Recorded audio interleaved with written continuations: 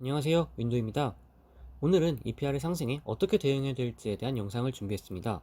지난 5월달 배당컷 발표 이후에 22달러까지 떨어졌던 EPR이 무려 45달러까지 상승을 했습니다. 지난주에만 44% 상승을 하고 36%에서 종가를 형성했습니다.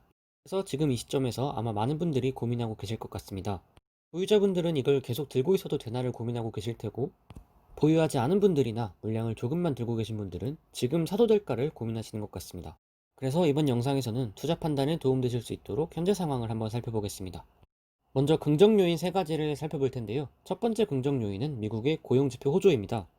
3, 4월 달에는 일주일간 신규 실업수당 청구 건수가 300만 건을 넘어가면서 대규모 실업 사태가 발생했었는데요. 5월 달에는 월간 고용지수가 250만 건 증가세로 돌아섰습니다. 시장에서는 5월 달에도 800만 건의 실업 증가를 예상했는데 아예 고용 증가로 돌아서면서 지수가 큰 폭으로 상승했습니다. 트럼프 대통령이 5월 내내 주지사들에게 경제 재개 압박을 가한 결과가 고용 증가로 나타난 것으로 보입니다. 고용이 증가했으니 당연히 실업률은 감소했습니다. 한 가지 추가로 참고해볼 부분은 캐나다의 고용도 증가했다는 점입니다. EPR 주주님들은 알고 계시겠지만 EPR의 부동산은 캐나다에도 일정 부분 존재하고 있습니다. 따라서 캐나다의 경제 상황이 좋아지는 것도 EPR에는 호재로 적용합니다. 이 고용지수 발표 이후에 통계에 오류가 있었다는 발표도 있었습니다. 하지만 5월 통계에만 오류가 발생한 것이 아니라 3월부터 지속되었던 오류였기 때문에 고용이 증가하고 경제가 재개되고 있다는 사실에는 변함이 없습니다. 토요일 미국 선물지수에서도 이 통계 오류를 크게 반영하는 듯한 움직임은 관측되지 않았습니다. 두 번째 긍정 요인은 EPR 소유 사업장들의 영업 재개 소식입니다. 5월부터 EPR의 임차인인 탑골프가 영업을 재개한다는 소식이 들려왔습니다.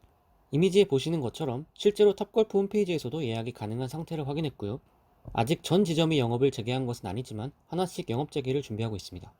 탑골프가 EPR 수입의 10% 이상을 차지하고 있기 때문에 EPR의 수입이 점차 나아질 것으로 예상하고 있습니다. 다음 긍정 요인 세 번째는 살아나고 있는 영화관입니다. EPR의 포트폴리오 최대 비중은 영화관입니다. 약 45%죠. 따라서 영화관 매출이 회복되어야 EPR이 안정적인 수입을 얻을 수 있을 겁니다. 그럼 현재 영화 산업은 어떤 상태인지 간단히 알아보겠습니다. 먼저 한국을 살펴보겠습니다. 코로나 이후 첫 극장 영화를 할 수 있는 침입자가 6월 4일에 개봉했습니다. 4일 동안 누적 관람객 약 28만 명을 기록했습니다. 관람객 추이를 유지한다면 약 150만에서 200만 정도 관객을 기대할 수 있을 것으로 보이는데요. 이 정도 관객 수라면 일반적인 영화들의 손익분기점은 넘을 수 있는 관객 수입니다. 사람들이 극장 영화 소비를 시작했다는 신호를 한번 확인할 수 있습니다. 자, 그럼 다음으로 미국을 살펴보겠습니다. 코로나 전까지는 미국 내 박스오피스 매출이 평균 1억 달러 이상을 유지했습니다. 하지만 코로나 셧다운이 발생한 이후에는 매출이 5,250달러까지 내려앉았습니다. 3주 정도 최저점을 유지하다가 5월부터는 다시 박스오피스 매출이 살아나기 시작했습니다. 약 34만 달러까지 기록을 했고요. 코로나 전으로 돌아가기에는 멀었지만 매출 최저점은 확실히 지난 것으로 보입니다. 영화관의 매출 상승 소식에 이어서 대작 영화들의 개봉 소식도 있습니다. 7월에는 크리스토퍼 놀란 감독의 테넷을 비롯해서 아웃포스트, 뮬란 등 기대작들이 개봉을 앞두고 있습니다. 이러한 상황 속에서 영화관 수익은 지속적으로 회복될 것으로 보입니다. 긍정 요인들을 살펴보았으니 위험 요인도 간단하게 체크하겠습니다. 현재 EPR과 주식시장에 위협이 되는 표면적 요인은 3가지입니다.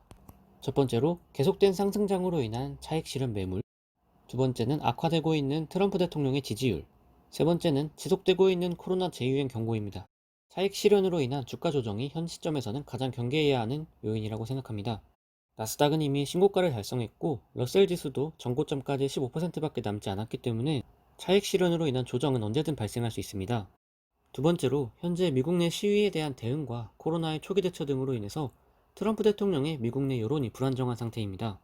특히 현 시점에서 대선 여론조사 결과 민주당의 바이든 후보 지지율이 더 높은 상태입니다. 트럼프 대통령의 친기업 정책이 미국 주가 상승에 큰 영향을 주었다는 분석이 많은데 법인세를 다시 인상하겠다는 공약을 내건 바이든 후보가 우세하게 된다면 주가에 혼란을 줄 것이라고 생각합니다. 마지막 위험 요인 코로나 재유행입니다. 코로나 재유행에 대해서는 지속적으로 경고가 나오고 있습니다. 하지만 코로나 확진자가 아직 1만 명이 넘는 상황에서 경제를 재개하는 모습을 보니 치료제 등을 통해서 완치율을 높이면서 코로나를 극복하려는 것이 아닐까 합니다. 가장 먼저 경제를 재개한 중국의 경우도 큰 문제 없이 현상을 유지하는 것을 참고해서 미국과 다른 국가들도 경제를 우선적으로 활성화시키지 않을까 생각하고 있습니다. 자, 그럼 EPR을 어떻게 해야 할까를 생각해 보겠습니다. 주변에서 조금씩 문의가 있었고 저도 많은 고민을 했습니다. 고민 결과를 정리한 저희 투자 아이디어를 말씀드리겠습니다. 3월, 4월, 그리고 5월 중순까지는 EPR이 등락을 반복했습니다. 저 역시 파동의 흐름을 보면서 고점 매도, 저점 재매수를 하면서 이익을 극대화했었고요. 그런데 5월 중순 이전에 주가가 등락을 반복했던 이유는 경제 재개에 대한 불확실성이 남아있었기 때문입니다. 하지만 지금은 상황이 달라졌습니다.